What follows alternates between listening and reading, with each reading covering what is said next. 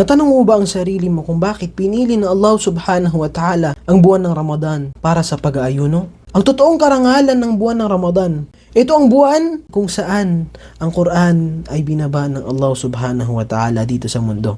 Sinasabi ng mga scholar natin, ang pagpapatapos ng Quran ay napakalaking gantimpala ang nakukuha natin. Ang pinaka-goal dapat natin ang tadabbur. Pag-iisipan natin kung anong sinasabi ng Allah subhanahu wa ta'ala sa atin. Ang pag-aayuno, tinatanggal niya yung laman ng tiyan natin para yung puso natin ay pwede natin punuin ng salita ng ating Panginoon. Binanggit na Allah subhanahu wa ta'ala sa Quran na napakalinaw, Shahru Ramadan alladhi unzila fihi al-Quran hudan linnasi wa bayyinatin minal huda wal furqan. Ang buwan ng Ramadan kung saan ibinaba ang Quran bilang patnubay sa sangkatauhan at mga malinaw na katibayan ng patnubay at pamantayan ng tama at mali. Ibig sabihin ng Quran ay isang manual para sa buhay natin. Karamihan sa atin ay ginagamit natin ang Quran sa buwan ng Ramadan. Nagre-racing tayo kung sino makatapos ng Quran ng pinakamabilis.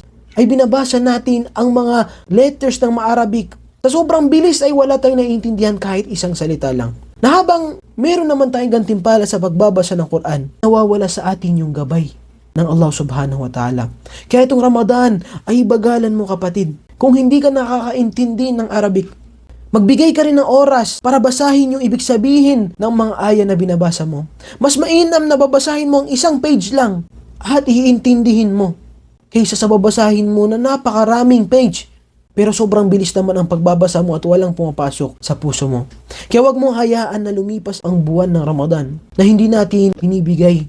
Sa pag-intindi sa Quran, dapat alam natin kung anong sinasabi sa atin ng Allah subhanahu wa ta'ala.